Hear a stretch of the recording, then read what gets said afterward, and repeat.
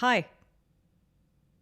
Welcome to What Up Wednesday. Keely Dunn, FHumpires. Good to see you.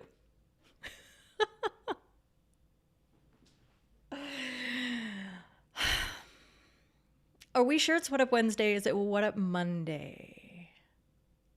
Okay. Hopefully this is all fixed now. I'm calm. I'm cool. It's fine. I'm really glad you guys stuck with me. Thank you for filling up the comments, and thank you, Al, for getting my attention on the Discords, and thank you for your patience. We are going to have a much better show than what we have started off with so far. How many minutes did I go? 5, 10? Who knows? God. We're going to talk about today feinting on penalty corners, because there's not a lot of stuff out there in terms of resources and conversation and briefings and things like that. The rules are skinny, the briefings are skinny, the clip offerings are even skinnier. So we are going to go into feinting on penalty corners, try to develop a consensus and figure out how are we going to apply what we learn in our conversation together with how we're going to approach things on the pitch ourselves. That comes courtesy of Luke of the Pibworth Rule from the Discords. We're also going to delve into indoor positioning in comparison to outdoor positioning. And I have some pretty progressive ideas on this. I see that Alex Miles is in the comments here. It'll be really interesting to see what he has to say about my approach. And I'll go into why it is so unusual and why I think this is the way that positioning is going to go in the future for indoor. And then we're going to talk about carding lower level hockey.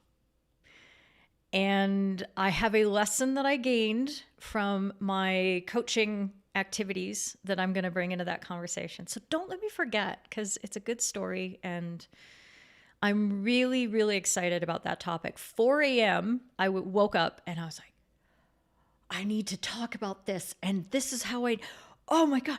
Oh, and I got so fired up. You'll see. I'll get fired up when we talk about it. So this is what we're doing today. Last What Up Wednesday before the holiday What Up Wednesday, which is going to be legendary. Oh my goodness. I am so excited to get that started. So now I'm going to go to the comments, say hi to everybody, and find out just how bad it was.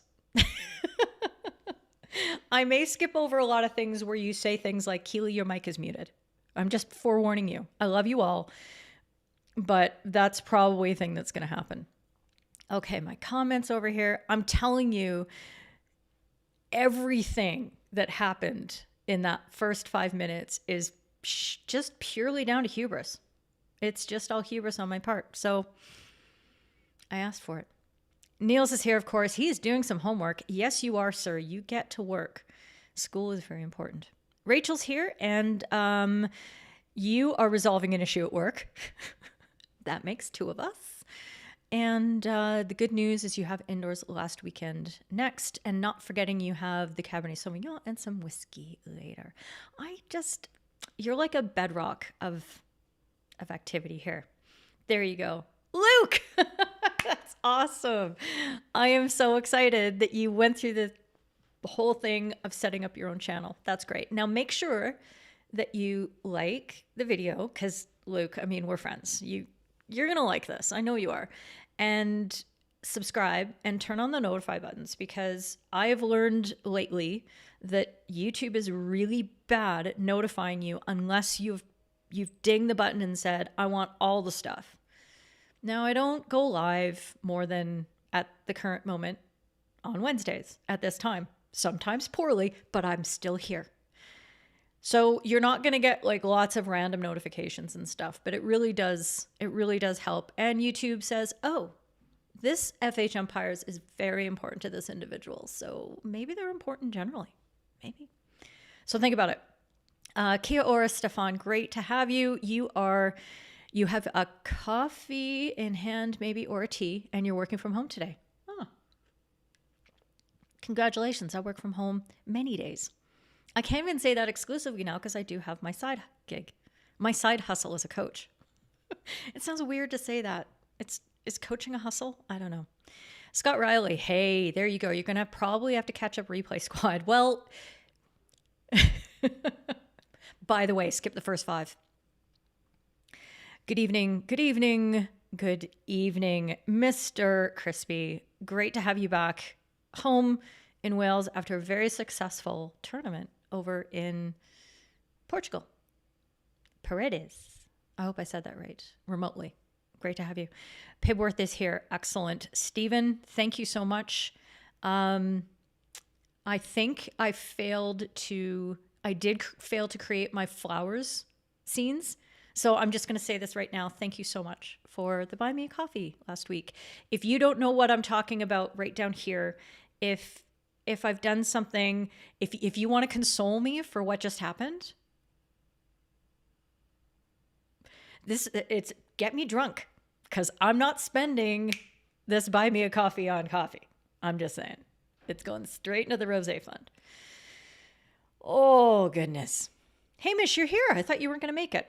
Good to have you. Maybe you're popping out, and you'll tell me in a bit. There you are, Sam. Oh, it's good to have you. Good to see you, friend. I was talking about you with somebody. I can't remember. It was all good stuff. Don't worry. Don't worry. Just wanted to get that in your head so you can worry about it. I know what that's like. Aline's here. Awesome. You should add the background music to your umpiring playlist. Yeah, you should. Okay. I'll ask for your input right now as I keep going through the close. Should I change the intro music for January? You tell me. I feel like it's been on a long time, and maybe you're all getting tired of the, sign my name on the dotty and, got my lights and, you might be getting tired of it all. You might be saying, Keely, would you get a new gig? And if that's what's going through your head, I need to know. But now I'm hearing Lucio's here. Elle's telling me the music is great. You found the song on Apple Music. Interesting. Yes. And that's possible. But be very aware that I've paid a license to audio, AUDIIO.com, so that I can use it properly as a licensed piece of music in my streams, so that next week on the holiday show, we don't hit 12 days of Drinkmas. L. You know what I'm talking about.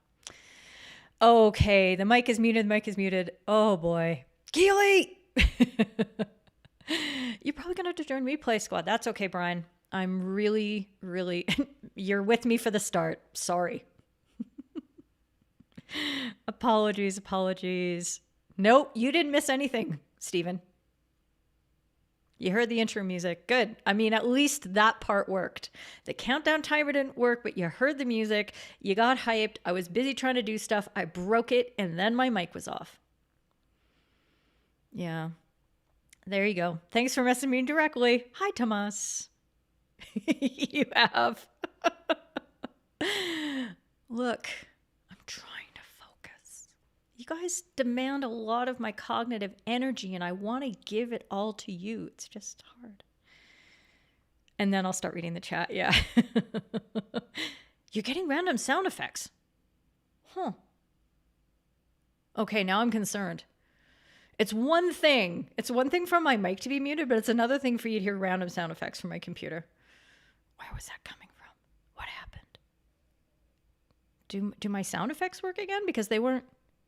No, I don't think my sound effects work. Did that work? Tell me. Glasses off, it's serious talk now.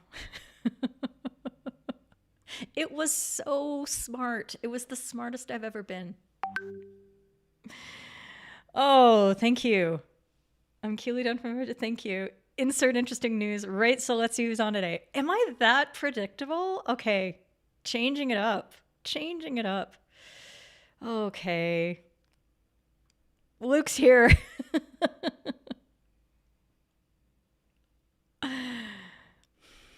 There it is. Okay. Oh, wait. The realization of no sound. You guys are hilarious. Thank you. She's got my vote. Wait. You ain't a citizen. Oh.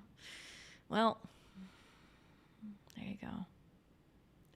Did you see that? Did you see how I did that? I was like, do I have to cancel the show? No, I got it. It's fine. Thank you, everybody. This girl right here, you did it. So I have a focus, just so you know, like you really need to hear this news. I have a focus set up on all my Macs, and it's called streaming, and it only lets through Discord alerts because I figured that my mods are going to get me on the Discord, and boy, did she ever. Capital letters. Oh, great. Hi, Alan. There you go. And if I didn't say hi to you before, Ian, great to have you. Alex, you're not lurking today, sir. You're coming up. You're coming up because I want to hear your feedback on the indoor positioning. Hi. Oh, I don't know what this turns into in YouTube land, because some of the icons are, maybe you're clapping. You were clapping, and it's great to be heard. I know, right? This might be the one time that I edit the video, but I don't want to lose all your comments. Oh, it's so hard. So on YouTube, if I edit the video and I trim it, then the live chat replay goes, it just vanishes because YouTube's like, we're not matching this up anymore. That's too hard. Like, I'm sure they could do it. The technology exists. Are you kidding? Akili 5 minutes. Luke, the real Pibworth. Yes, see, this is how we distinguish him from Luke 12th Dawkin. There you are. Ridge, hi. Ridge is also going to give me feedback on the indoor positioning. So don't miss out. How am I doing on time? Because does time really have meaning right now for me? 12:22. What the Sam Hill am I doing today? Oh, yeah. Do I ever? Do I ever? I did a coaching course on Monday morning from 1 a.m. to 4 a.m. and it has wrecked me for proper sleep. I don't know what's happening. There you go. They do. They do get excited about the other buttons getting clicked too. Hi, Laura Williams from the live streaming community. I am very close, but I don't care.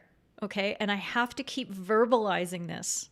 I have to keep saying it out loud to you.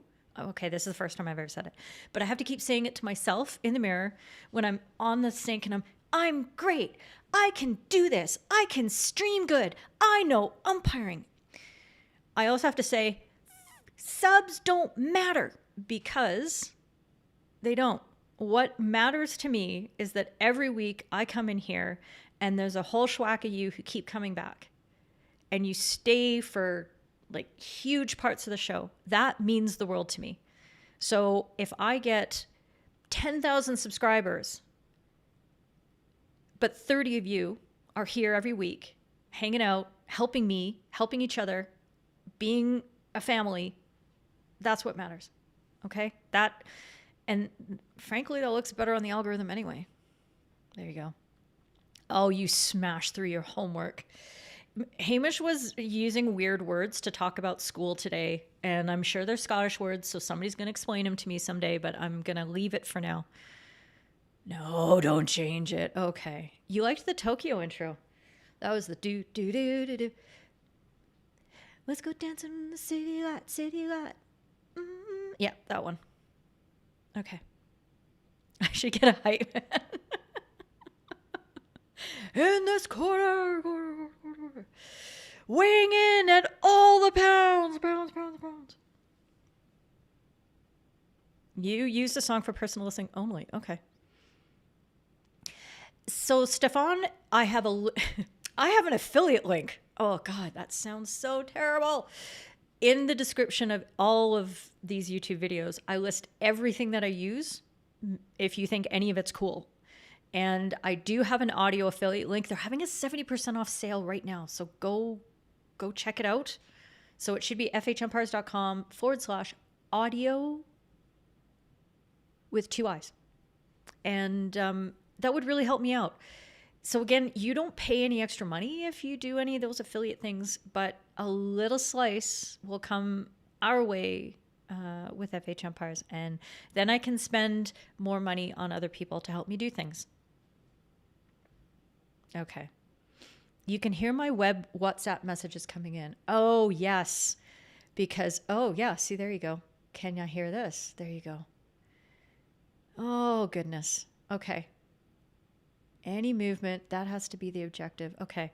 I turned on WhatsApp because I saw there was a message coming in to help me on the feinting stuff. You know, there's nothing like getting information from a top FIHUM 2 minutes before you're going live. And I'm like, I need this. So that's why the WhatsApp was coming through. But thanks. I'm gonna leave it here, and I'm gonna come back to it, and maybe I'll bring it on screen. Who knows? But Elle and Crispy were bugging me as well. So thank you for trying on the WhatsApp. I might get drunk after this. Just saying. Yeah, chats. Okay, good. Lars, wow. Dutch COVID measures suck. No sporting between 17 and 5. So your practices are at 6 a.m. Dude, Lars, lean in. Lars, I got up at 5 a.m. for 3 practices a week all through my university career. Suck it up, sunshine. If you care, you'll get up. Hockey is the only reason to get up early. And a flight. Oh, Godders, I've had the most amazing show. You had your hip replaced. Congratulations. Oh, wow. Okay. DM me later, not today because I'm going to be drunk, but DM me later, like in the week, and we'll talk about how it all went. I'm very pleased for you. Nope, you missed nothing, Roger. You missed nothing. Loyalty matters, absolutely. And we all hope you're recovering okay. Yes, indeed. Okay, I'm caught up. Look, I have no promises as to what's happening after this. My stream deck is who knows what.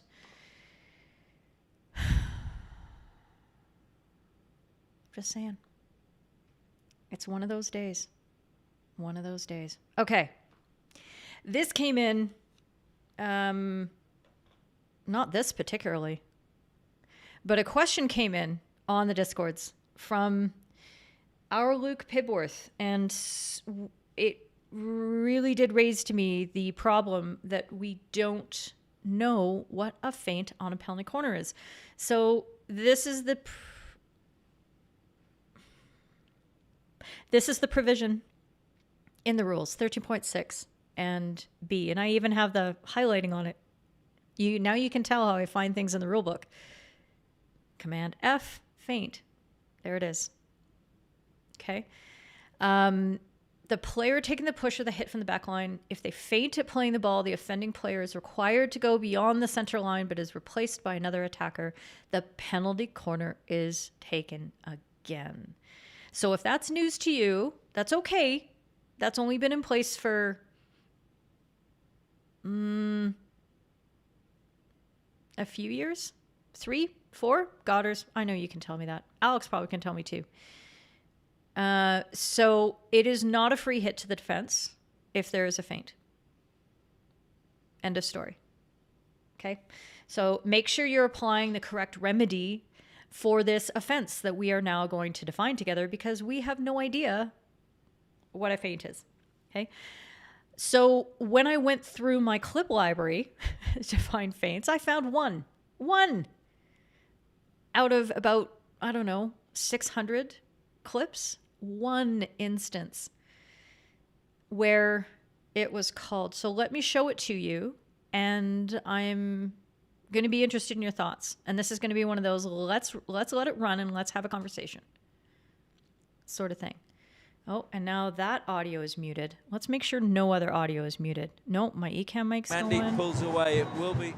Okay, I'm going to turn down Mr. Morrison a little bit. Ashley Morrison.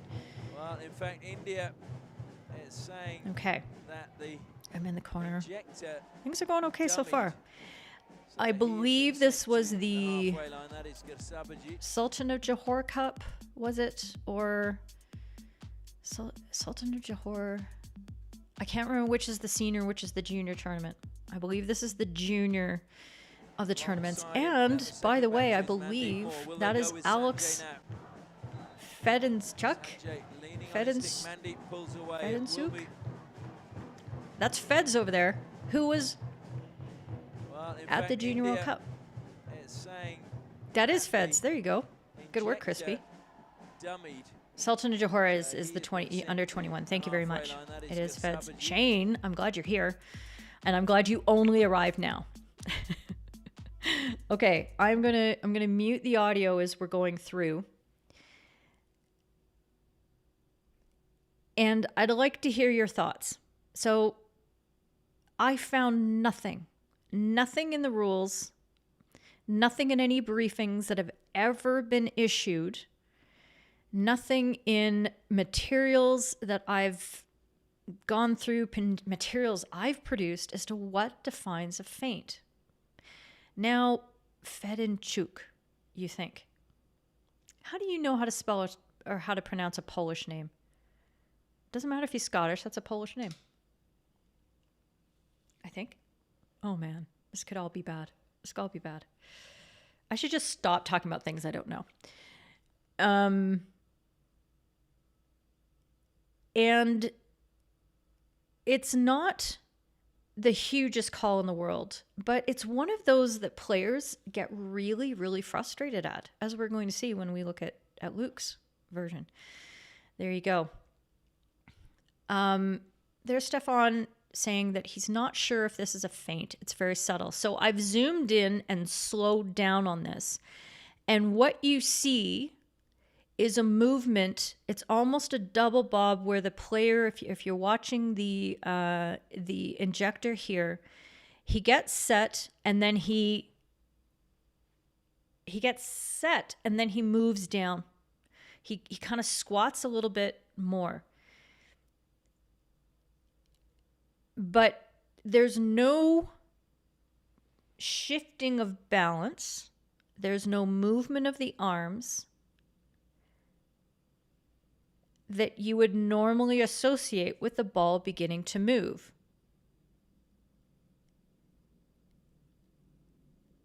So what I'm curious about is that a way to delineate? Is that a point of consensus? Because stillness can't be the criterion.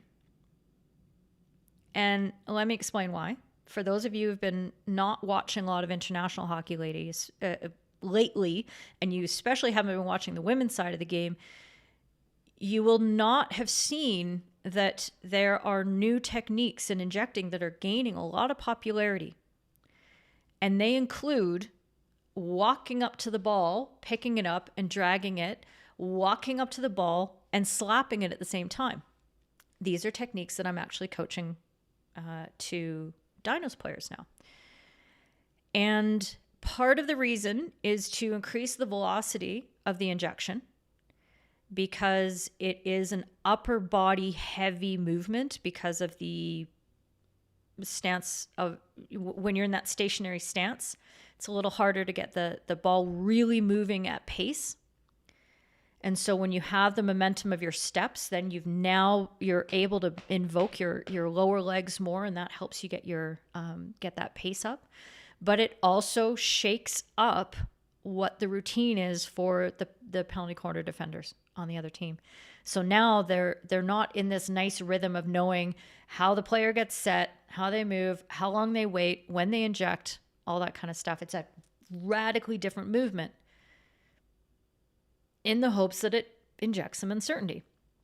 So you can't say that once a player is still on the ball, they cannot make any movement because that just doesn't even exist.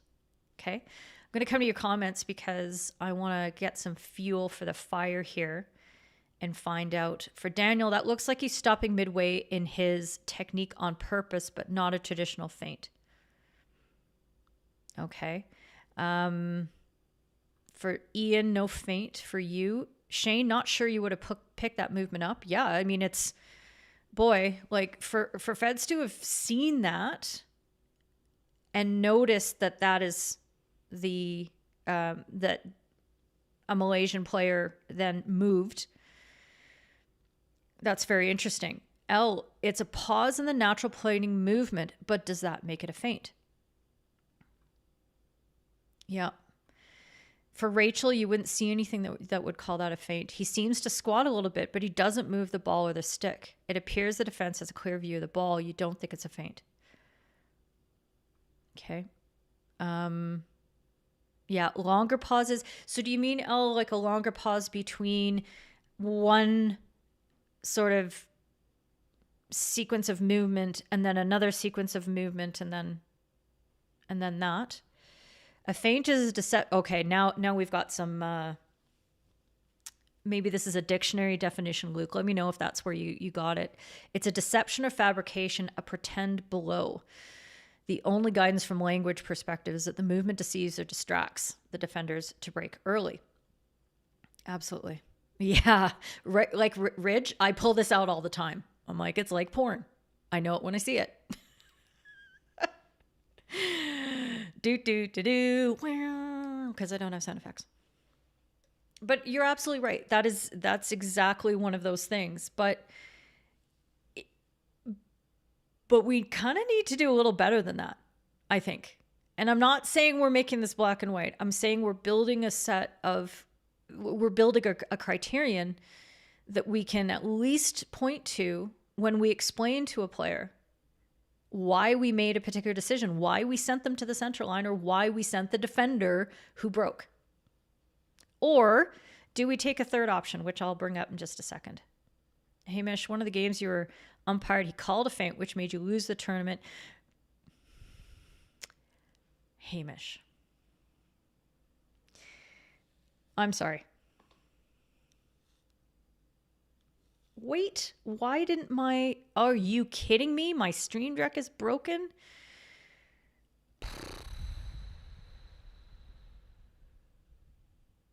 Okay, I don't know what's happening here. But Hamish, come here.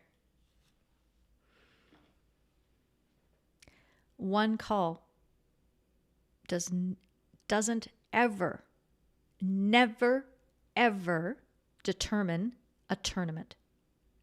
If you ever say something like that again, I will get on a plane and I will fly to Edinburgh, Glasgow, wherever I have to go, and then I'll rent a car and I'll drive on the other side of the road along very twisty narrow roads, and I will find your house and I will punch you in the throat mouth.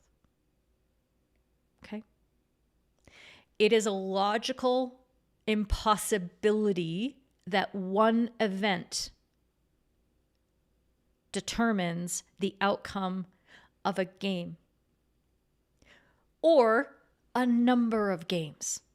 Okay? Thanks for coming. Thanks for coming to my TED Talk. So let's see. Roger, the very slight squat movement has zero impact in propelling the ball. Okay, so one of the things you're pulling out was, could it be construed as an action that is being put upon, like putting force upon the ball? Okay, I like that. Let's make a note of that one. The only thing that really says a feint is some jerkiness or abrupt movement, which means the ball isn't played, but deceives the defenders to go. And maybe that, Luke, is what Roger was talking about, is that there's some kind of force that actually plays the ball. Interesting. Okay, like the injector gets set and then stops for a second, then plays it. Oh, I see. Yeah. Okay. Nope, I don't think so. Ridge, hi.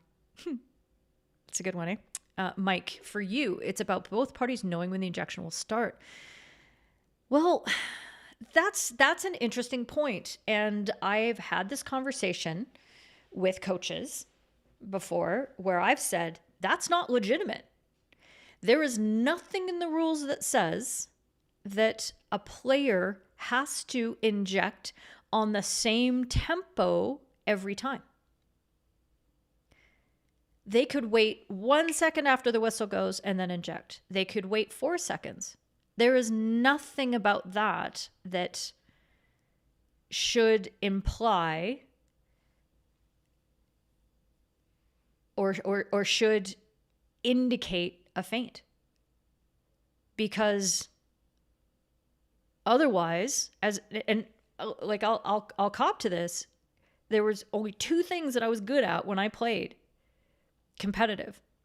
I could hit the snot out of the ball, and I was a very, very good injector.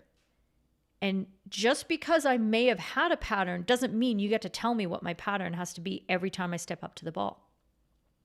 As long as I don't do something that I have planned in order to induce the defenders to move. I don't accept that. Yeah. Ian knows. There you go. Why is feinting wrong in the first place? Oh, great. Oh, Luke, excellent phrasing. I love that, because this is the purpose of the rule is it, right? And I'd say the ultimate purpose for not having feinting is that you don't want to create a dangerous situation. Okay, you might be saying, what do you mean? Players who start to move and then stop their movement are now not just not going to get out to the top of the circle as fast as they can, but are going to severely be impacted on how far they can get because of that stoppage of movement, which puts them in a dangerous position. The timing of how long it takes for the ball to get from the injector spot 10 meters out to the top of the circle or the side of the circle, outside the circle, and then getting struck towards the goal matches, in a general sense, how long it takes for that. Sorry, they match in a general sense. I was about to repeat myself.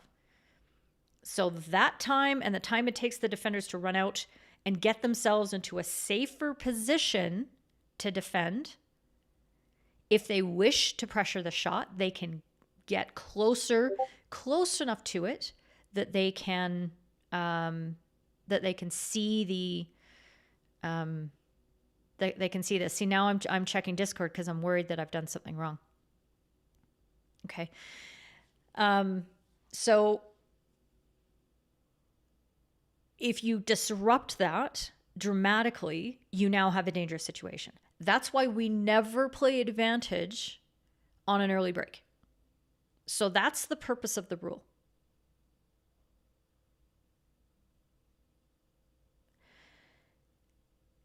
In the primary sense. Secondarily, it's the fairness aspect of, well, if you can run before or no, stop there. That is the purpose of the rule, I think. And also, it's just not fair that they'd get shaken off that far. Sorry. Yep, it looks, you can see why Feds would have called it from that angle, because it looks like there's a movement of the ball because of the drop in height. But from our angle, yeah, we can see that it didn't. I agree with that, and that's fair. And again, you know that I'm not in this because I want to show that Feds, made a decision that I don't agree with. That is not what we're talking about here. What we're talking about is, here's an example of what could have been a feint. Why do we think it may be? Why do we think it may not be? How is that going to help us do this properly in the future? Players are not allowed to fabricate an offense. Yeah, we had a manufactured foul rule because it was deleted because it was dealt with by other rules. Yeah, it's kind of like that. But yeah, it's definitely there. There is movement, but it's a really gray area. Yeah. So here's an interesting point. Okay. Let's see. Oh boy, this is getting to be a large comment. So I'm going to break it down a little bit. It's been induced by deception, not in the spirit of the game, but in the spirit of the game for me here in this purpose is safety. So I think we can hang our hat on that. And if you guys have something else that I'm overlooking, yes, also danger. Danger and all the things. Injector set and then play. Well, Roger, we can't because that would...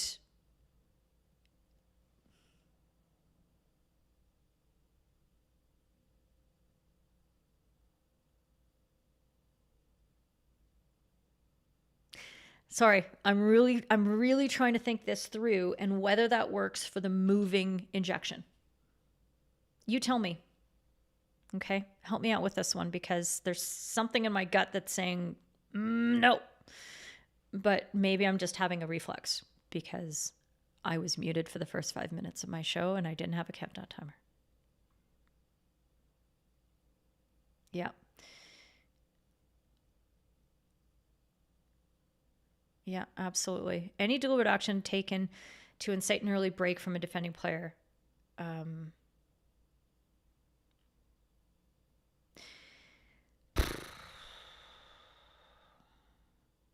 I guess for me, I'd want to stay away from deliberate and intentional when we don't have to. Because we have enough problems with that in the other areas of the rule book where that exists. Like intentionally playing the ball off the end line. Like intentionally committing a breakdown foul. Like, yeah, so many things. Predictability brings safety. Yes, exactly. Yeah, so the other timings in play is what I'm concerned about. I'm not adverse to other ideas from other sports coming in. I just don't think that form of sport ball has anything to offer to us. I'm just saying. Tell me I'm wrong. Tell me something that they've changed recently that's gone well. I'm waiting. I'll be here all day. All day. Come to the Discord server. I'll be here. I'll be there for weeks, months, waiting for you to tell me something they've done well. Doesn't exist. Urian. Okay. I mean, you guys are all super patient with me now, right? So let's see what happens when I do this.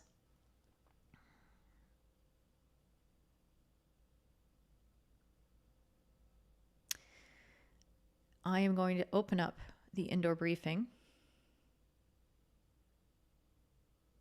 And let's see what they say. Again, just because there's a slide on it, I was pretty sure that the reason that I skipped over this, because I did find it in my search, but what happened was it gives us another clip in the indoor setting, but doesn't explain. We don't have enough information on this. Not that briefing, this briefing.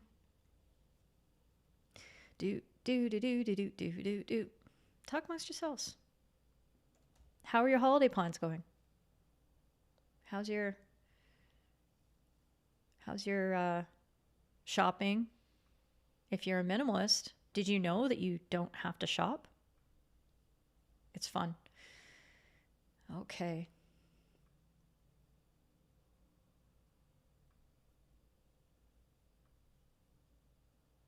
Okay, there's a little bit of explanation. Let's see what happens. You hate that the live chat has a 200 character limit. Sorry. Right. Thank you, Marcus. Yeah.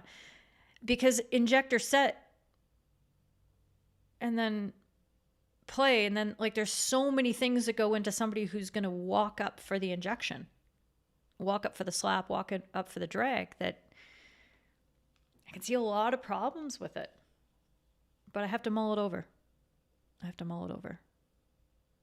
Okay. Aha. Mike, I like this. I am starring this comment, and I'm going to come back to it after I ruin this by going to... let's see if my Stream Deck works again. Okay. Thanks, Stream Deck. You worked on that one. I wonder if it's just that one button that doesn't work right now. It is. I got it. Okay. So this is the indoor briefing. They have 30 seconds to prepare. Be aware, injector fainting or delaying the insertion. And her manager, Clara Hendricks. I think you can hear the audio.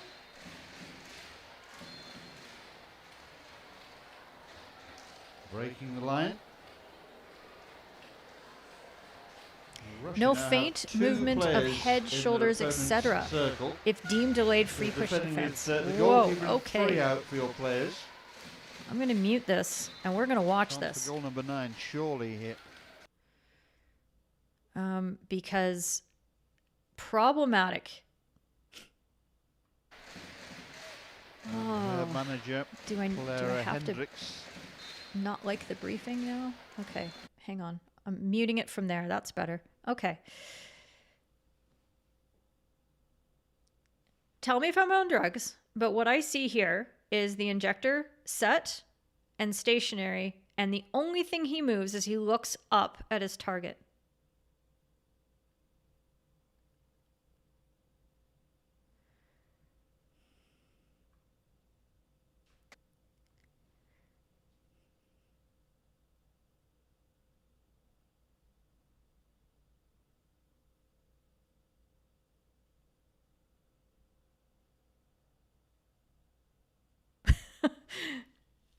I have a frowny face because I'm concentrating.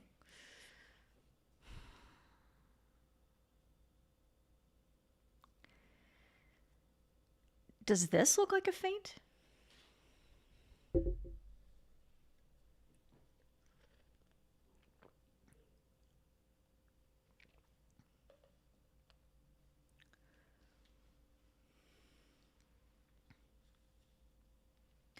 So the second time he does it, he injects more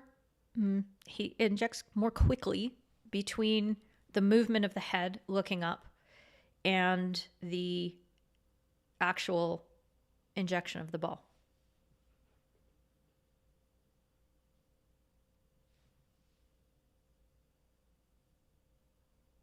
That's it. Let me see what you, okay. This doesn't loop because it's a keynote. So I'll have to keep clicking it, but I want to see what you guys have to say. You'd say neither. You might come up with the most creative thoughts, Godders. I'm not mad. Hey, Stefan, 2 names. Yep, I get that. And I think, like Roger, like it's great to try to find a solution. What I'm concerned about is that it only fits that kind of injection right there. The very stationary pull. 1253. Okay. I don't know what's happening here. The umpire could put the ball in a machine. The ejection can be in the circle. Oh, goodness. I think the umpire is wrong here, but remember, he's trying to watch the defenders and the injector at the same time. I'm not sure which here is here, but gotcha. Okay, sound is doubled. Fix now. Phew. That's not the video with the feint. Okay. But here's, okay. That's a great point to make. And here's the problem that I have right now at this moment. I watch this, I look at this briefing and I say, are they saying that that was a feint? Or are they saying that that was properly dealt with? You don't know. How is anybody...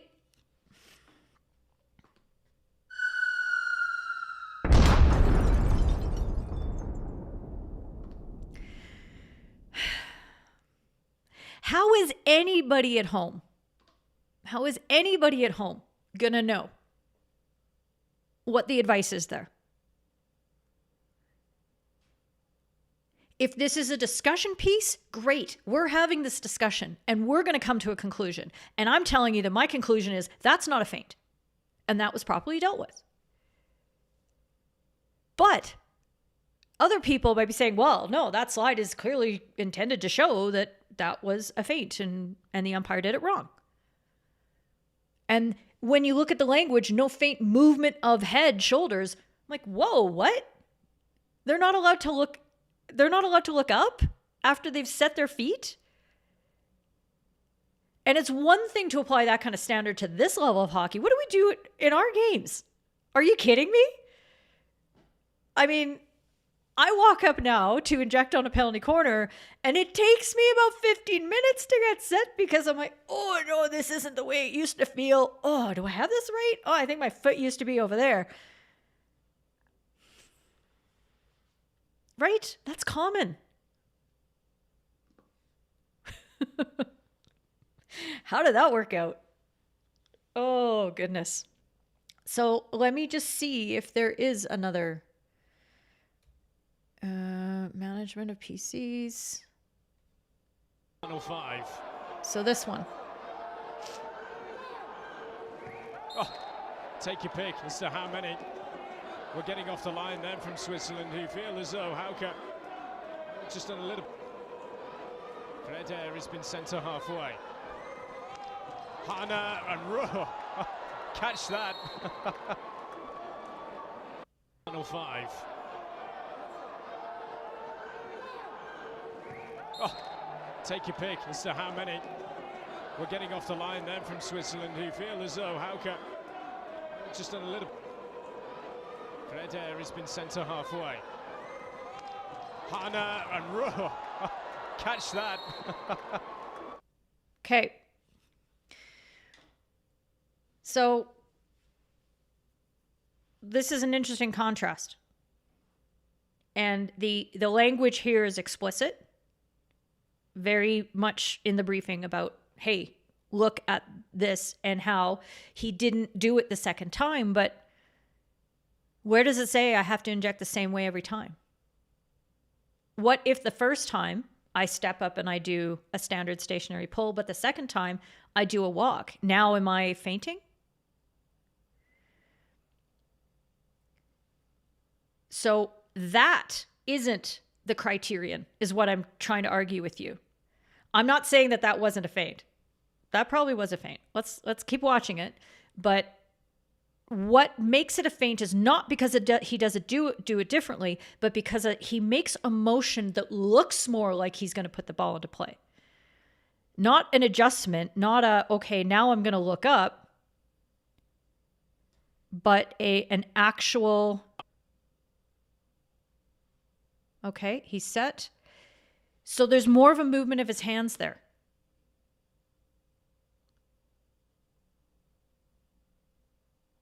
And especially because he's doing it when he's already looking up. So yeah, I buy that. I buy that. But it's not because he didn't do it the same every time, because you don't have to do it the same every time. You don't have to use the same tempo. That is not. I'm not pushing the rant of the week button again. I want to see some comments. Thank you, Yurin. I really appreciate you bringing all this up, because I should have looked. Hubris again.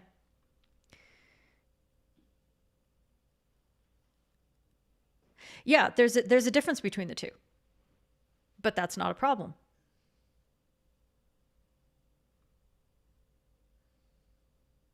Yep. It's the delay. Okay, that's different. That's different. Then that is a time wasting thing. And that's okay if a player is time wasting when they should be injecting the ball, because in this level, whistle goes, that starts the clock again. So that is time wasting. It could be construed as. Okay, but that's not feinting. That's different. Small movement from the hip. If you're talking, I don't know if you're talking about the German one or the Dutch one. Tell me. Yeah, he looks up. Yeah, gotcha. Do I have the one from the Indoor World Cup with Germany, Netherlands? I do not, Ridge. If you, I have the match. So if you know where it is, or if you happen to have it in your library, let me know. Yes. Okay. So that's another valid question, that the briefing is supposed to, let me open that briefing again.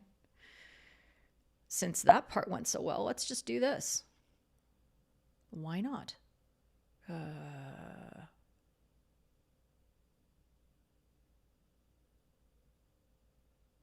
Oh, I was on it. Yeah. Hubris. Hubris.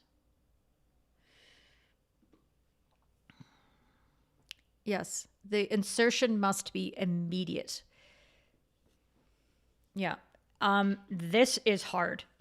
This one is very, very hard to umpire, because are you going to, as a umpire at any level, say if that injection doesn't go within, like, what is immediate? Is it a second?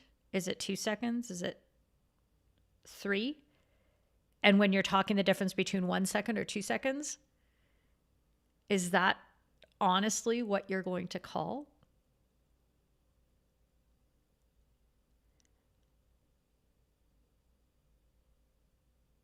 I'm trying to think of when I've seen an injector being sent to the halfway line because they took too long.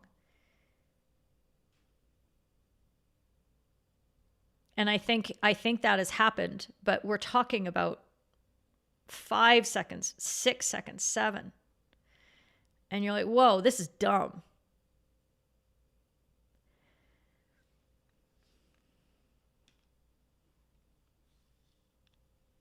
It's a delicate dance, for sure. First time called 2 names. The indoor one. Okay, well, we've now shown 2 indoor ones, Nick. So you must have meant this one, yes. And I can't see anything there. I have all the issues with the briefings. Was it because I took my glasses off? Didn't we all? I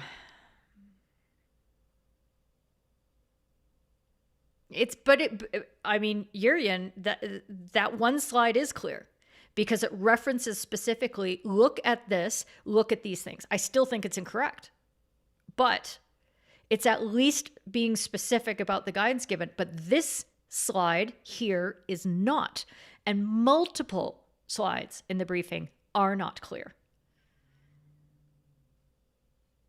And it's not okay to be wrong in these things. It's just not. Luke, you're not allowed to move at all, but somehow still have to play the ball without moving. Good luck. Yeah, exactly. Like, what? Skip the first 10 minutes, Yope. Yeah, thank you.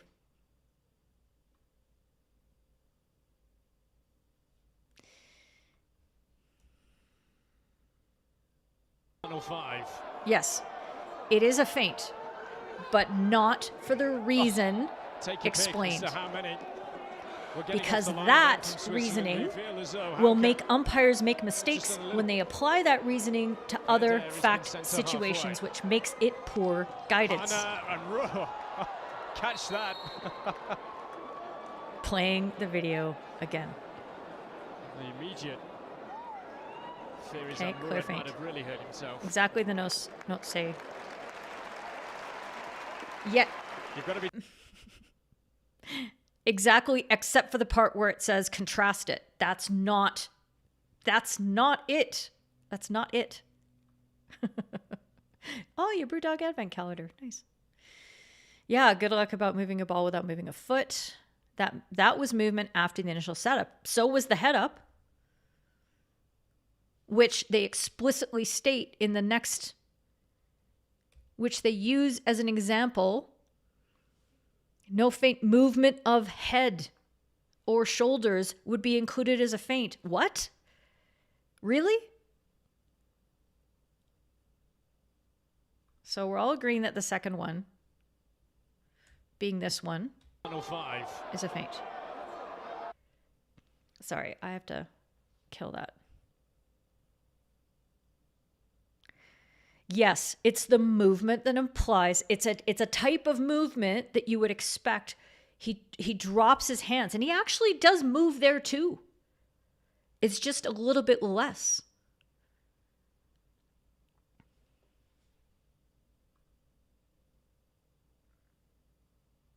Yeah, they could have been more clear about many, many things. Okay.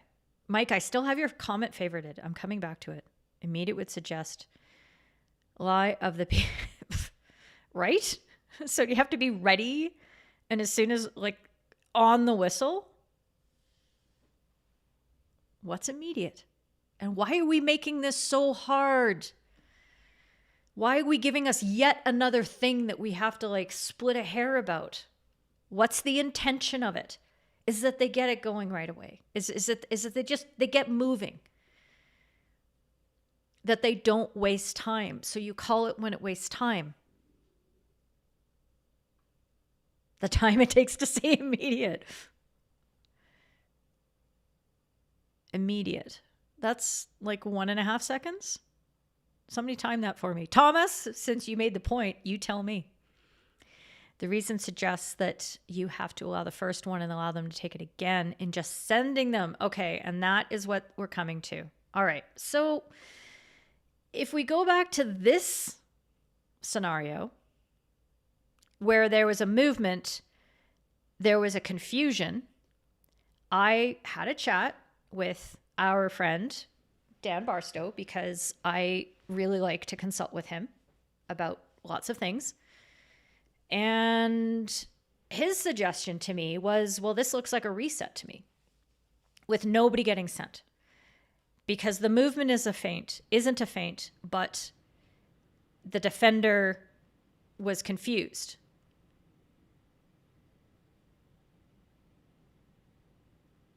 And there's a head movement here too. Boy, how dare you look at your target? So I kind of sat with that for a minute, because on one hand, and I'm still mulling it over, and I'd like to hear your feedback about that idea. And that's there what we were getting at with Mike talking about scales of justice. Nobody's done anything wrong.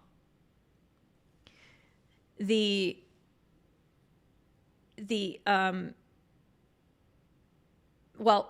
anybody done something wrong? My concern still with that kind of approach is the defender still has to wait until they see the ball move. And if you can see the ball and you see the ball hasn't moved and you go because you're going on the expectation, that's still your responsibility. And you're the one who's timing the run. And that's on you. So it's a great point. And that's what we're supposed to be looking at, is who has done the foul, who's formed the misconduct, whose responsibility is it to play within the rules here. And then Marcus here adding that, again, you can allow them to reset. What do y'all think of that? We're really in the weeds on this one, and it's 1:09. And you know what? Since I screwed up the first 10 minutes of the show, I'm going to go late because I want to get my rant in later. Okay, it's not a rant. 1.39 seconds. Thank you, Luke. We might need more results and a wider sample. I know, I can speak very slowly if I try. I just don't like to try. 1 elephant. 1 second. You're welcome. Can we get a government grant for this study? Yes. No. Okay. You're going to peer review it. Thank you. Good. Yeah. And sorry, Malaysia is in white. India is in blue. If that helps, you're looking at the time left in the game and the score and the context for behind the decision.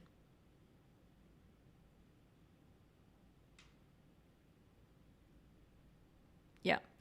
So I'm not sure that affected it there. So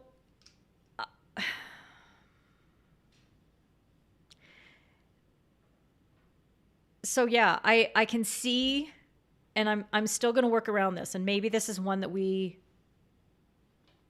sit with and revisit maybe in a few weeks, because I don't want to get this wrong either way. But I really do have concerns about resetting in that situation. And I say this again as somebody who, you know, my own sort of spirit of the game is informed by the fact that, yeah, for years I defended penalty corners when I was stupid. But I was never a runner, but I always felt that it was our responsibility as defenders to know when the ball moved. And if you're doing the whole, you're holding your teammate back, you're holding onto their stick, you're doing that thing, and like whatever, you're doing all those things, well, you're running a risk. High risk, high penalty. That is our mandate, or our mantra.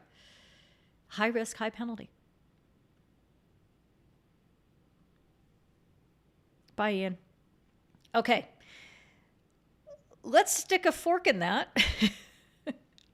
It's not done, so we can't stick a fork in it. Let's just take the knife and push it to the side of the plate so that we can talk about other things. A little bit more indoor, and I'll try to do this somewhat quickly, because really I can only give you a teaser. And I don't mean to be that jerk who's like, come to my course and I'll actually tell you the real information. But positioning is something that, as Goddard knows, twice through I can spend 2 hours talking about easily and still not get to all the things that I want to talk about. But one of the things I was trying to set up for today, which caused everything to break, was I was trying to get my iPad online so I could show you and sketch on the iPad to show you some concepts about indoor. Thank you, Alex. None of the 3 clips are fainting to you for now.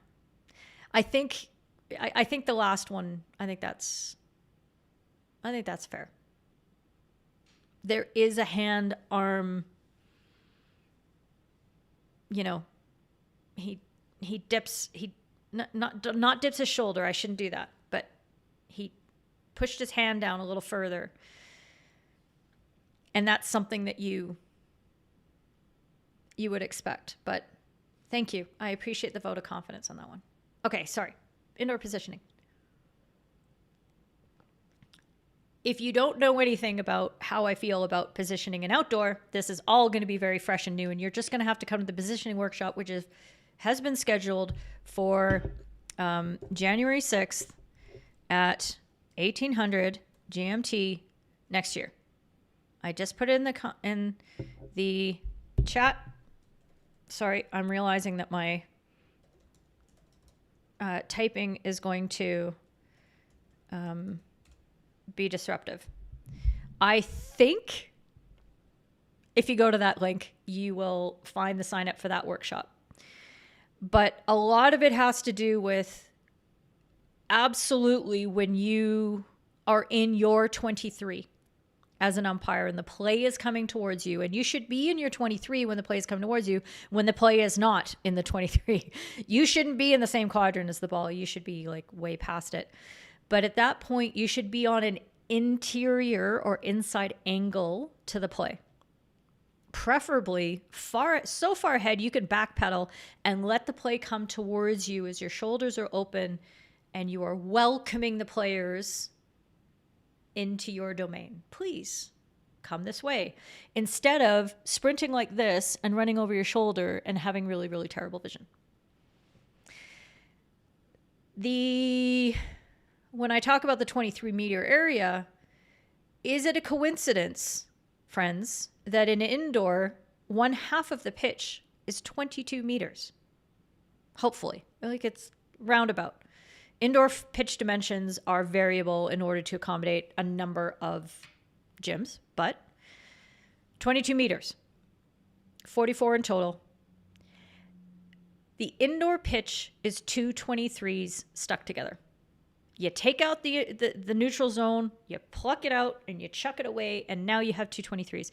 In fact, the rules lend us to think about it that way because the attacking half of the indoor pitch is treated the same way as the attacking 23rd in terms of free pushes, not being able to go straight into the circle. So we look at them the same way. We look at the distance the same way.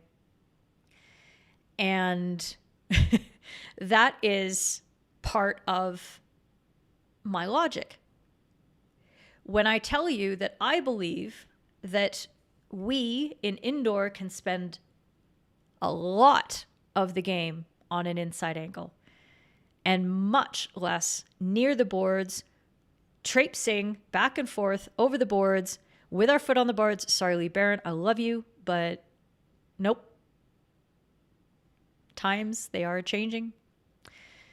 And only occasionally do you need to step outside in order to see into that deep corner because the pitch is now big enough with that speed that you're at risk. Let me show you a few things, okay?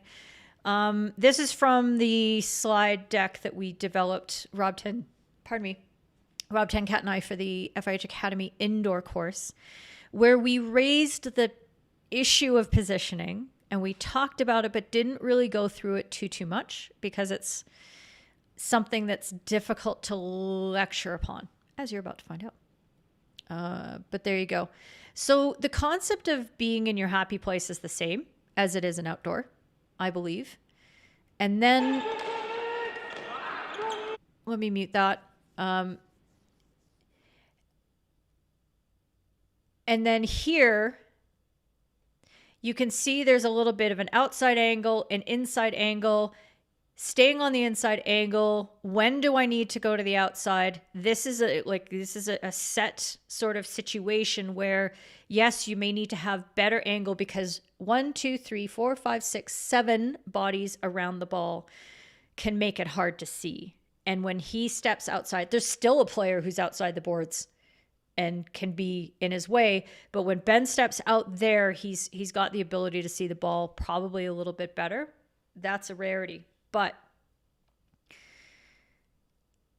what I'm encouraging is something that looks a lot more like this. And this is what I worked on myself for 2 seasons before I taught it to anybody else. In indoor in particular. Okay? The interior positioning as the ball is over on the other side, very familiar and very clear in outdoor. As we watch the ball goes back up to the center line for a restart, the ball's going to circulate over onto the opposite side, but the umpire here keeps the interior angle. Now, I'd rather she kind of just keeps her shoulders a little more open, but that's okay. But she can stay inside and she can very easily make decisions without having to run back and forth. So what ends up happening is that you spend a lot of the game just moving up and down this interior angle and making small adjustments, but you're not sprinting laterally across the pitch back and forth and having to cross over the boards. Now, I am not going to, we've got to fix that positioning on a penalty corner, but I'm not going to minimize the, and as you see as the ball's breaking out, this is when you need to make a choice. Can I stay inside or do I need to go up and outside the pitch? Okay. And you can see she's just backing up. She's backing up. She's going straight back to her post. Really, really nice. I like that a lot. The boards are really dangerous. And Augusta Tariades missed out on his Indoor World Cup experience in 2018 because he tore his Achilles on the boards in a European Championship when he got an indoor, a neutral appointment. Like, it's no joke. And the whole fact that as you're running, now you can see that she's gonna make an adjustment and take an outside angle in that moment. That's good. That feels a little better there. But notice she hasn't crossed over the boards once yet.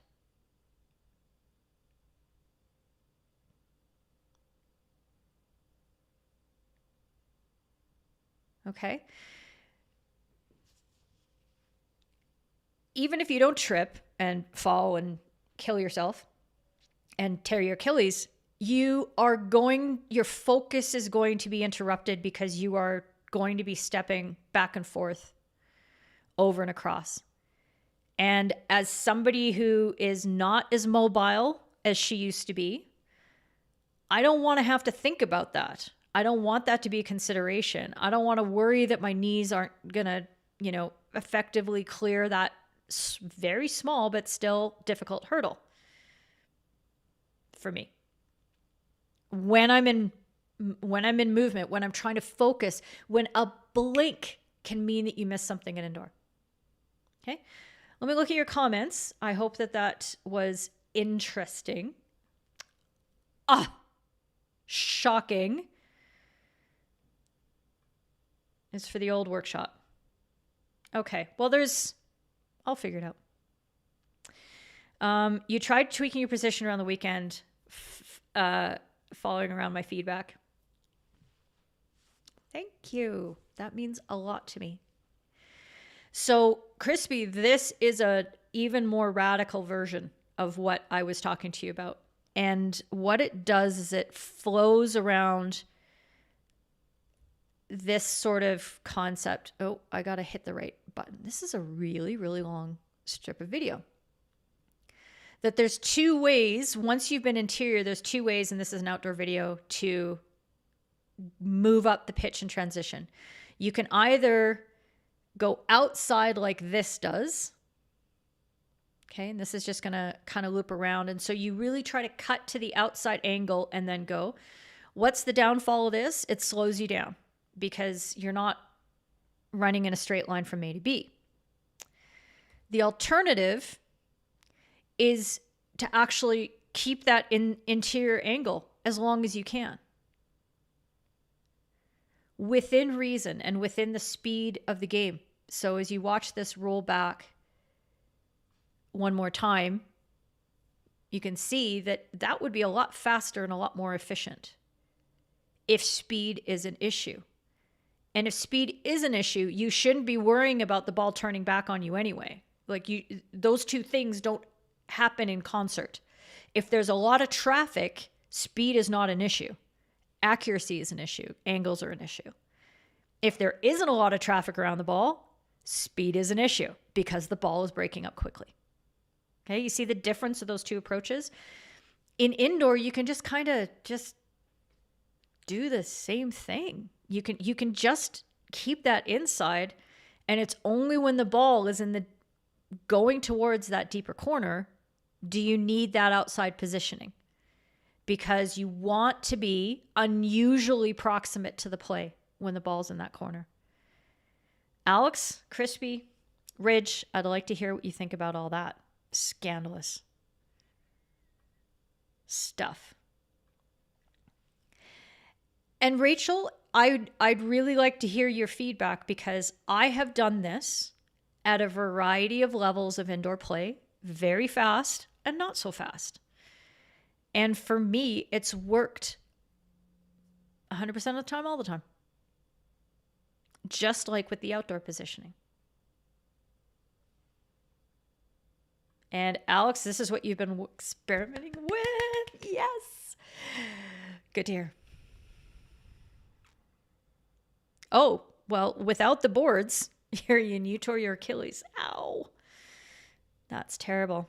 You'd come up a bit more typically. Yes. So and playing with that and understanding where the play is on the pitch. And let's see if I can just sort of go back to Joe in action there. Understanding where the play is flowing, where the lanes, the outcomes. Indoors are really fun because you can really predict. It's like taking outdoor and just putting in a microcosm, and you're reducing the number of variables. So I think reading the play is easier in indoor.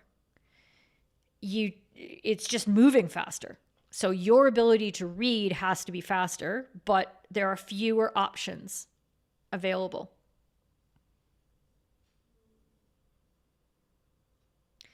Let's see. So you don't avoid the boards completely. Yeah. And I'm not saying that you never step over them, but if you can reduce the number of times you're going over the boards to like 4 instead of 50 in a game, it's like the UPS drivers that have to change their routes on their deliveries. Their GPS forces them to take only right turns because left turns are the riskiest, most accident inducing turns that you can make in a vehicle. And so UPS has realized that by slowing down the drivers and forcing them to take, even though that slows them down by taking right turns, it means that they're not getting in as many accidents. And that is massive on their bottom line. So we are going to reduce the number of accidents we're taking. Why did I tell that story? By not crossing over the boards as often. Okay. The red square looks like a basic template to work with. The red square. I guess you mean, yeah, okay. There's so many lines, we just have to ignore them, right? Bye, Niels. Lads, come on. There's some of us on the broadcast, including the one right here. Okay. You do this already. Being a disabled umpire, finding ways to get to the best possible angle might be different for you than the traditional outside angle for fit and able. Yeah, and that's the interesting part, is that as positioning has been changing over the last 8 years, it's funny because we still have this drive for athleticism in our umpires. We want them to be incredibly fit. The fitness standards for top level FH umpires are on par with players. And that, my friends, is insane. And my question is, but do we need to have that if we can actually be more efficient and still meet our goals, which is massive, incredible accuracy in our circle, and putting that as a priority over everything else? That our circles, each of us, the best is our number one priority, that we can even sacrifice other areas for that. Marcus, you just have to be careful of the ball coming out and around the back. Try it. And if you have the opportunity to work with an umpire coach or manager, this is something you want to talk to them about first. You don't just want to spring this on them, because they're going to be like, it's just going to blow their minds. And as humans, we are oriented to resist change. And when we see something that's different, that's unusual, that's something we haven't seen before, we go, no. And when we're in the positions of these authority, in these positions of authority, we tend to want to be gatekeepers. And it's more empowering for us to be able to say no than to say, maybe, yeah, let's see how this works out. I want to be the kind of umpire coach that says, yeah, let's try this. Let's find out. And the data that I gathered myself personally was positive. So there you go. It could be quick. Absolutely. So how do you compensate for that, Rachel? You make sure that you understand where the play is going to go, and you don't creep up as far. Okay, especially when the ball's in your colleague's end, you are going to be a little further away. And that's something you're going to talk to your colleague about too, and say, look, I'm going to be using this new positioning. I'm going to try it out, see how it goes. And take out your little pre-match chat pad and you show them, this is where I'm going to be when the ball's here, and this is how I'm going to move, and this is what I'm going to try doing. Do you have any concerns? Is there something I can do? Like, where do you are you okay if occasionally I miss some calls on my left center boards? Is that going to undermine your entire faith in our operation here as a team? No? Great. Let's do this and see how it works. Oh, and outdoor. Okay.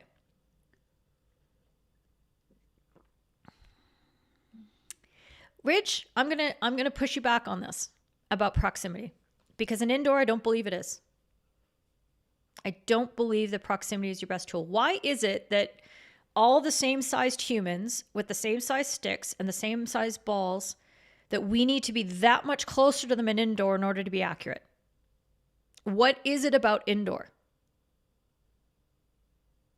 that requires us to be 5 meters away from the play instead of 15?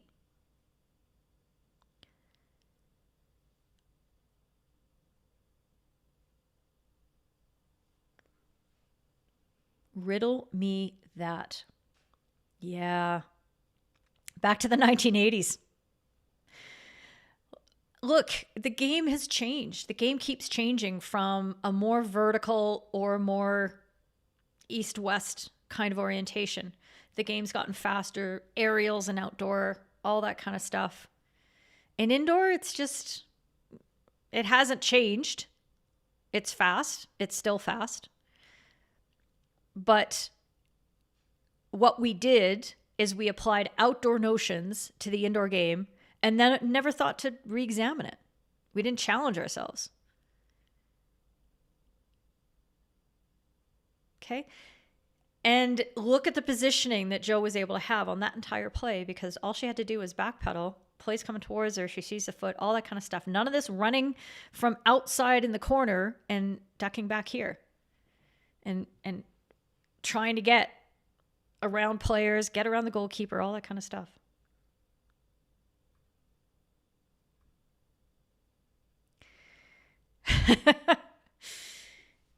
But it's not, Crispy. It's not. You read the game well. You understand the rules. Your accuracy is excellent. And I'm not saying this because I'm old and immobile and I'm finding ways that could keep me relevant to the game. That's not what this is about. This is about opening the game and great levels of umpiring and removing artificial restrictions that don't need to be there. It's hard enough for us to become great umpires. Why are we making the ability to sprint at a certain pace over a certain number of times over a certain time period one of those criterion if it doesn't make you a better umpire? Now we're just making our jobs harder on ourselves.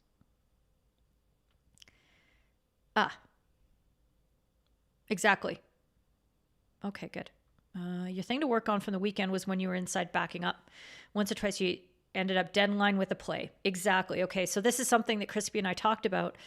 And you can see it at times when you're watching Jo on the pitch here, is that occasionally she gets caught dead in line. And that's a dangerous place to be, because when you're so proximate, Ridge, you will be blocked from a good vision from the ball by the player's body, the defender who's in front. Okay, so that's what we have concerns about. So as you're saying, you needed to anticipate a bit more and step inside. And it's about small movements because the pitch is small. You don't have to go very far in order to change your angle. Okay.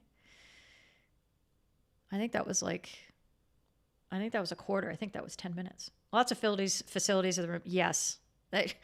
Another good reason, right? Okay. Bye, Shane. Good to see you. What are we at? 134. Okay. Some halls have brick walls. You need to get into the indoor. Yes. Please do poke Jem Jones about it and say hi while you're there. And see what she thinks. Coachy! Yes. Oh, the girl who's given a courageous advantage. Yes. Thank you for noticing that. And yeah. Okay. If there was a compelling case for it, I'd say okay. But I think we've just made we've just painted ourselves in a corner that we don't need to be in. And let's face it, the fitness requirements really are about appearance. But nobody will be, rant of the week. But nobody wants to say that out loud because it makes you sound like an asshole. Because you are. If that's what it's about, it's 2021. Are we going to move past this? Okay. Where's my last one? Okay, I might have to make this a little bit more on the fly. And I'm going to do this. I really appreciate those of you who've been sticking around. I know it's a long day today, but I'd like to get this done because next week, nothing serious is happening next week, by the way. I'm warning you right now. Nothing serious is going to happen. So I need to find my folder and I need to find this. If there's ever a time where you think, I wonder if I could like get up and I could go do the dishes and just listen to Keely talking and listen to her describing the comments. There's nothing to see on the screen. This is the time. Go for a walk, turn on YouTube on your phone, go for a walk and listen. Because I have some things that I'd like to share. That was very hard to do. I hope you can see all this. This comment came on the Discords, and I'll read just sort of the relevant parts in case you are doing the dishes or you're doing dinner. At club level, do you advocate carding for the first foul that wasn't really that bad, or equivalent mild oversteppings by players? Maybe I'm too soft, but a warning to captains or everyone first feels fairer, so that the first card, if it subsequently comes, is expected by the players and not a whoa, what power trip is this umpire on event for them? Okay. So when this came into the Discords, I very wisely sat with it. I said, I'm going to talk about this on What Up Wednesday because I want to make sure that everything I say is, I'm able to give it its proper context and its proper sort of information. I really, this should have been on another scene. I bet I could put it on this scene and it'll be better.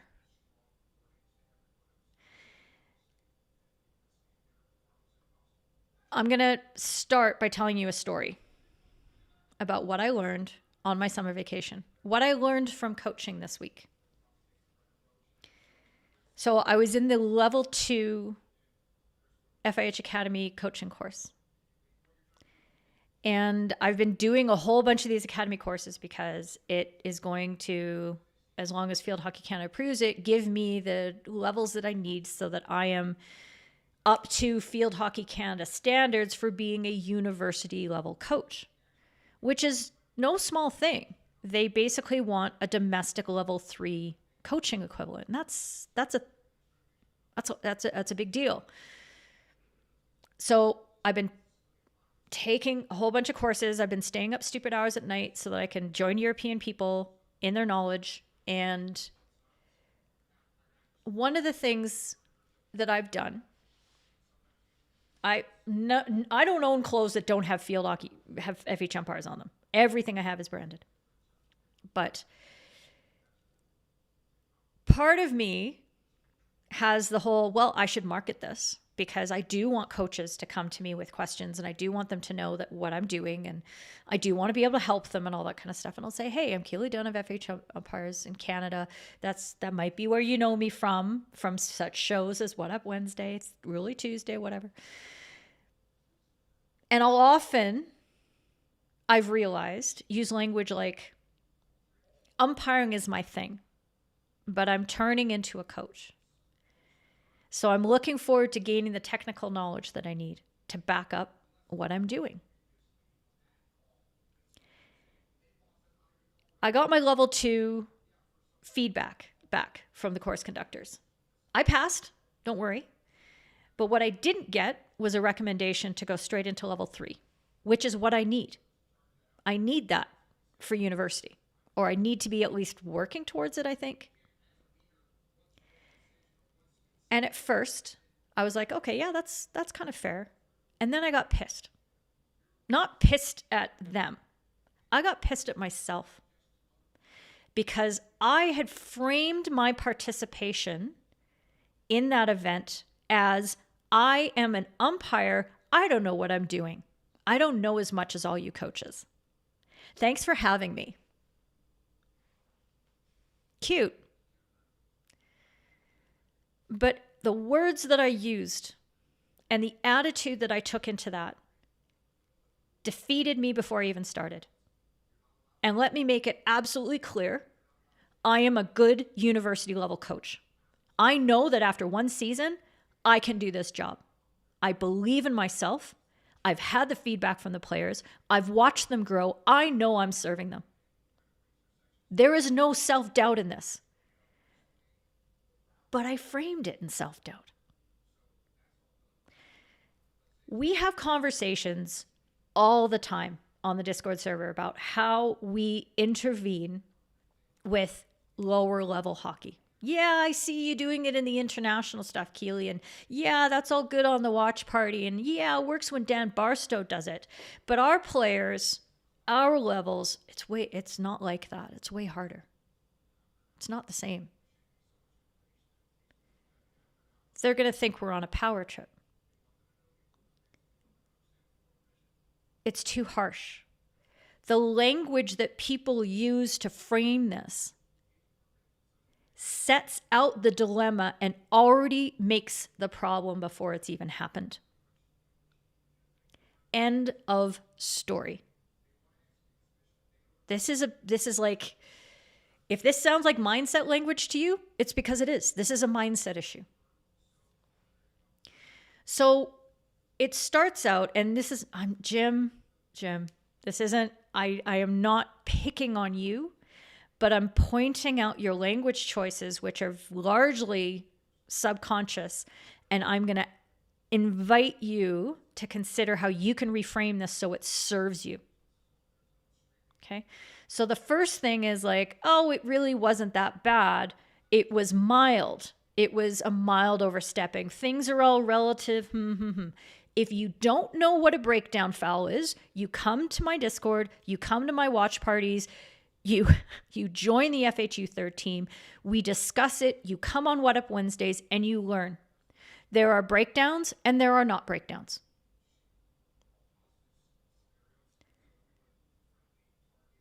Okay? This notion that things are hard and we have to like mitigate, you've already set yourself up. You've already set yourself up to equivocate. And as soon as you equivocate, then every single time that comes after that, you're going to be measuring, well, was that worse than the first one that I saw? Or was it better than the last one I saw? And then you don't do anything about that one either. And then you don't do anything about the next one. Well, yeah, that was worse, but the other two were kind of bad. So I really can't deal with that one now, can I? And then you're in the fourth quarter with 3 minutes left and you're giving out a yellow card out of the blue because something really bad happens because you've been letting the players get away with it all day. Do you see how the framing of that leads you into problems? Okay. The next thing that I want to point out is about this, whoa, what power trip is that umpire on? First of all, if you're in this whole thing to be liked by the players, you're in the wrong business.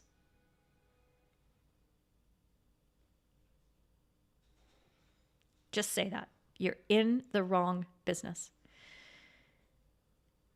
But if you card, and if your perception of giving out cards is an exercise of power, you have already framed that process and your participation in that in authoritarian terms as a police officer.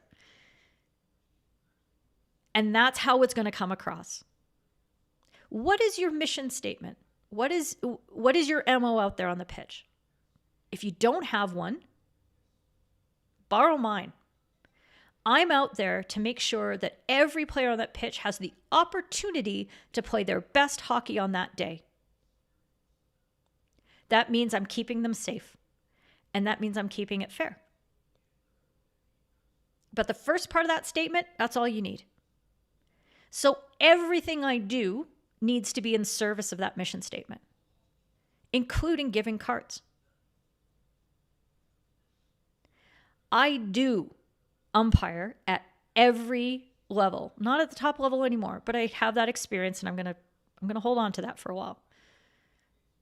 And I see the game at every single level. If you don't know how dire the hockey can get here in Calgary, Alberta, Canada, come on over. Let me show you. I am a terrible player. Now,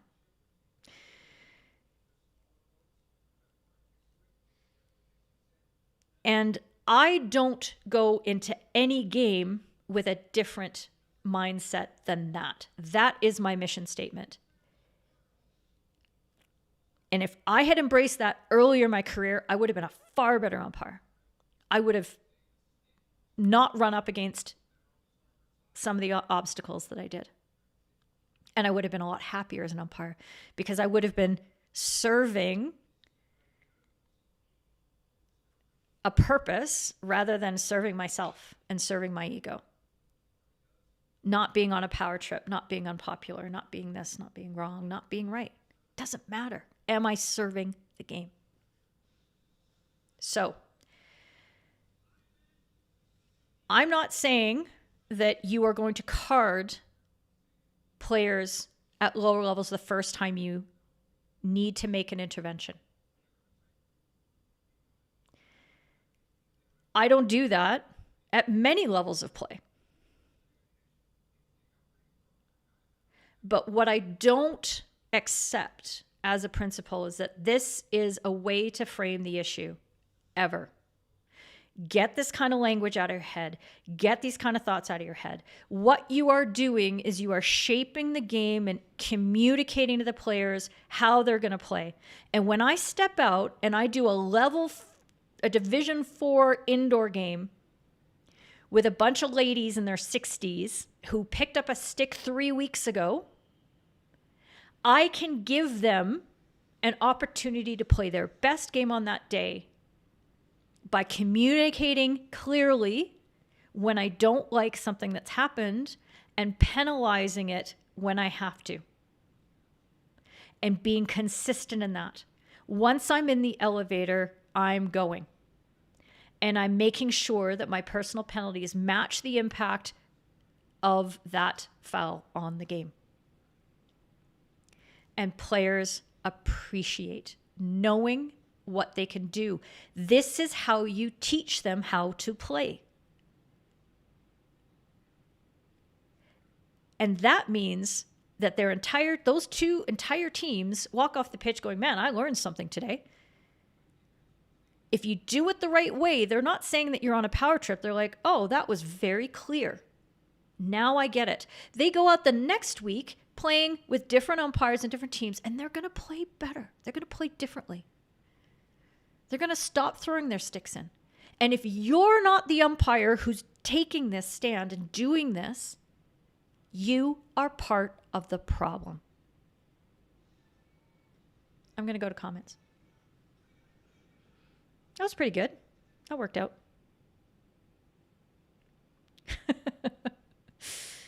Hi, I'm Dr. Nick Vibes. There you go. Oh, it's going to be insane. Yes. No, we're not. An LBD. Oh, no. I'll consider. I'll consider what I'm going to wear. I don't think I have any little black dresses anymore. Have you noticed there was a pandemic? Nothing fits. Okay. Yes. Thank you, Luke. Absolutely right. Absolutely right. This happens all the time. I hear this. This is another thing. Oh, the game's going so well. We don't want to ruin it with cards. It's been going so well. It's been going so well because the players trust you to take care of business. So take care of business. Because if you don't, they will. And they'll be taking care of each other.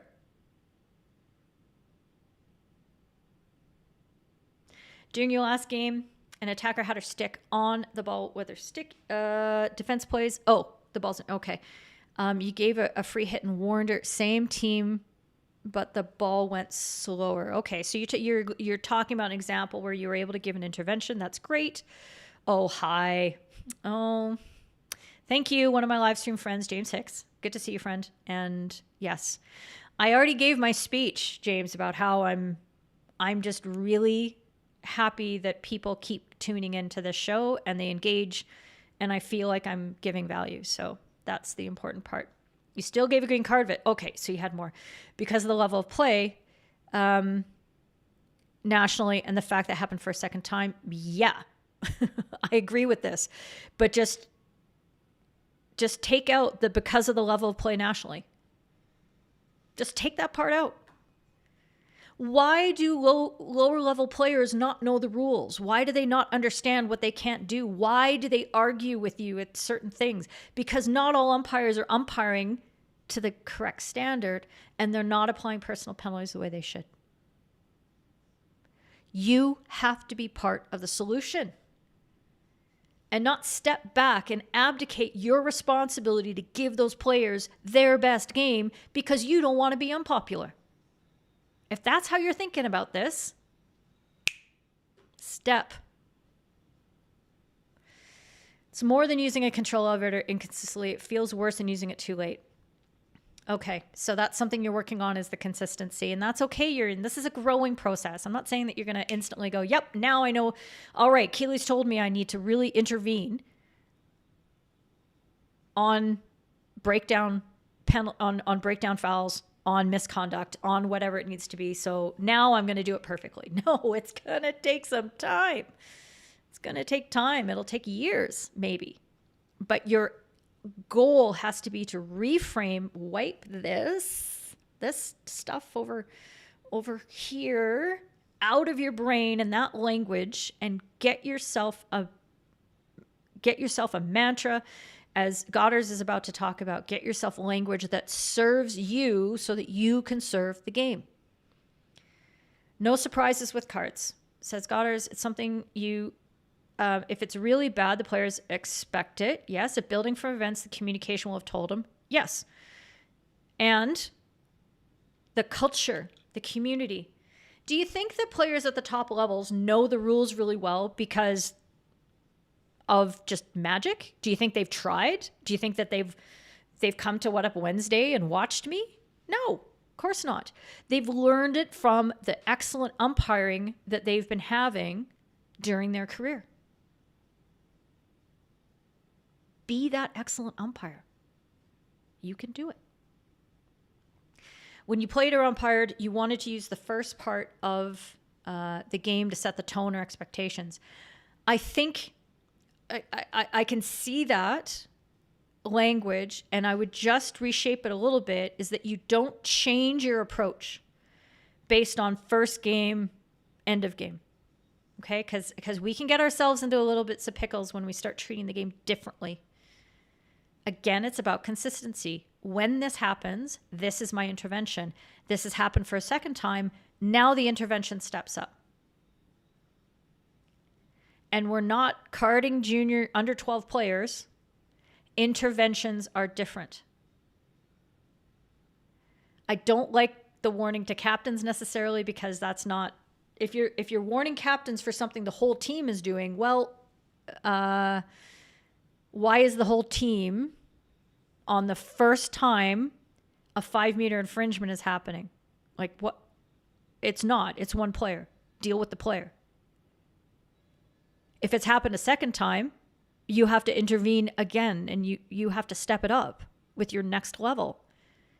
This isn't a whole team thing. If it's happened 17 times, it's a whole team thing, and you've lost control. So I don't so going to the captains there is not how it works. Yes, but the last part, Stefan, I'm absolutely on board with. If the breakdown meets the criterion, then do it. It's not control or power, but to show the players an appropriate consequence will come with the actions. And then they can choose accordingly. They can play.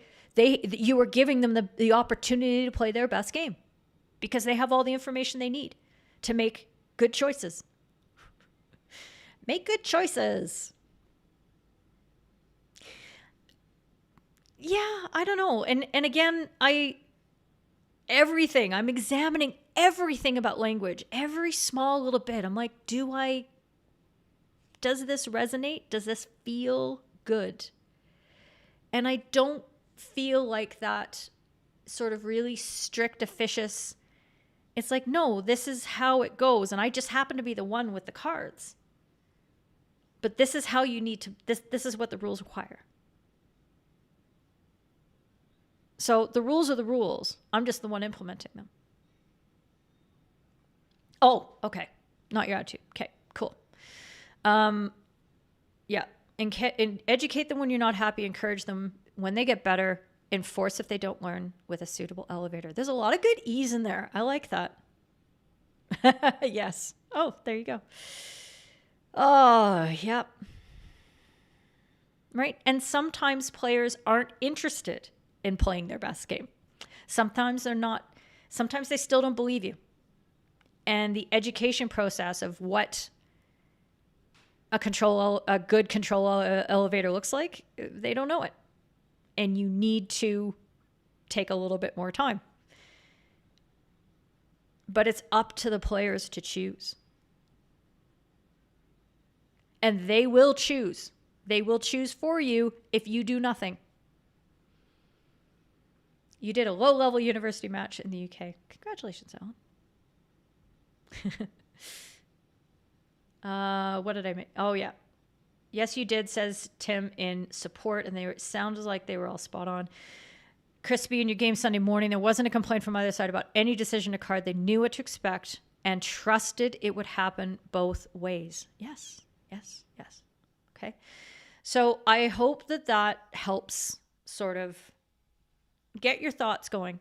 And we have a lot of fun in this community about me getting like super animated about language and like, don't say those words. We don't say naughty step, for example. It's not a freaking naughty step. Don't ever say those words. That's condescending. That's not what this is about. So we have fun with it because it's important to have fun. But the serious side of this is I believe it changes how you prepare yourself for an experience where you need to perform. Just like my experience as a coaching candidate in those academy courses was primed, and I primed the perceptions of people around me by using certain language that reduced me, that made me, that expressed a lack of belief in my own abilities, meant that they believed it. They're like, yep, she doesn't have technical ability. Okay. So that's what we're going to ask her to work on before she can get into level 3. I did it to myself with my language. Don't do it to you. Oh, yeah, that's tough. That's tough. And the challenge is why we love doing it, right? Oh, excellent. Good to hear this. Good feedback, Rachel. It's good. And Barry, the hope is that those Sundays are a lot more seldom than the Saturdays, especially with the bottle of wine. I hope you get a lot of those. Yep. When it's inconsistent, there's a lack of trust. Trust is huge. Official, but not officious. Yeah. And that's bullshit. It's just plain bullshit, Daniel. And I'm glad that you recognize that. Okay? Those umpires are the reason why games aren't as good as they could be. And if they're at higher levels and they're doing this level of hockey and that's their attitude, they're not as good as they think they are. Send them to me. I'll get them shaped up. Ollie, hi. Do whistles just break after a while? In my dreams, every night. I swear I have a dream every night where I'm on the pitch and I'm blowing into my whistle, but I'm blowing like over the holes or something and the sound isn't coming out. And that's probably because I'm lying in bed and my eyes are closed and going, and it's not working. Oh, Only your first? Ollie, you must be new.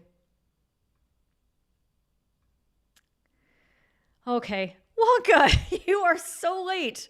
This is awesome. I've been going for, oh my gosh, it's 2 hours exactly, because the first 10 minutes were a bit of a nightmare. So don't watch those Wonka when you go to the replay. Just start at about, I don't know, 15 minutes in if you don't want to see all the hellos. 20 minutes. 20 minutes the content starts. And hopefully we'll get the chapters up for you soon so that we can do all that sort of thing. Oh, your first embarrassing moment was when you were career and your voice was breaking all over you. Oh, it felt like it. Yeah, absolutely. Wow. Okay. Thank you for everybody who stuck around. I hope that it was worth it. If you did duck away and you're seeing this now on replay, then please go into the comments and let me know what you think, because these were my 4 a.m. thoughts and I really wanted to get them out, especially because I was disappointed in myself, and I want you all to avoid making the same kind of mistakes that I've been making in my career, both as an umpire, as an umpire educator, and now as a learning coach. Okay. Next week, What Up Wednesday is going to be lit. So I'm just saying, don't join in with the expectation of anything as nearly as significant and ground shaking as what we just covered today. It's going to be something else. Please bring your appropriate beverages. Bring your holiday cheer. Bring some stories that you can share. Pre-type them if you have to, and then just like paste them in the comments, and I'll just start splashing them up there because it'll be great. And I might open up the interview function. So at times you can pop in and you can join the show if you want. So make sure you do your stuff, wear something that you like, and you can come join me on the show and we can have a good chat. But we have lots of fun things planned for you. The moderators are going nuts. So it's going to be great. Back to the main screen that I should have switched to a while back. Thank you so much. And yes, I'm looking forward to hearing about your recovery. And Crispy, thank you. Okay. And you'll see the replay. Thanks very much, everybody. We will see you next Wednesday. Have a fantastic hockey weekend and be good to yourselves.